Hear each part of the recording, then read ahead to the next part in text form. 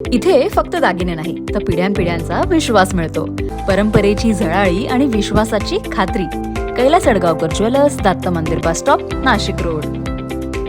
दिवसा इलेक्ट्रिकचे काम करून रात्री लाखो रुपयांची कांसील वायर चोरी करणारे 3 चोरटे अडगाव डीबी पथकाच्या ताब्यात. याबाबत पोलिसांनी दिलेल्या माहितीनुसार नांदूर जत्रा लिंक रोडवर एका बिल्डिंगजवळून सुमारे 3 लाख रुपये किमतीची वायर चोरी केल्याचा गुन्हा अडगाव पोलीस ठाण्यात दाखल झाला होता. सदर गुन्ह्याचा तपास करत असताना पोलीस हवालदार दादासाहेब वाघ, इम्रान शेख, पोलीस अंमलदार सुमित शिंदे, शक्ती पेंढारकर, मनोज मोरे यांनी पुरंठा बिल्डिंगकडून पाटाकडे जाणाऱ्या रोडवर इच्छामणी नगर येथे गस्त करत असताना रात्री मोटरसायकलवर प्रदीप रोहिदास बेल्दार, दिनेश राजेंद्र आहेर, विशाल रोहिदास कोळी हे मिळून आले.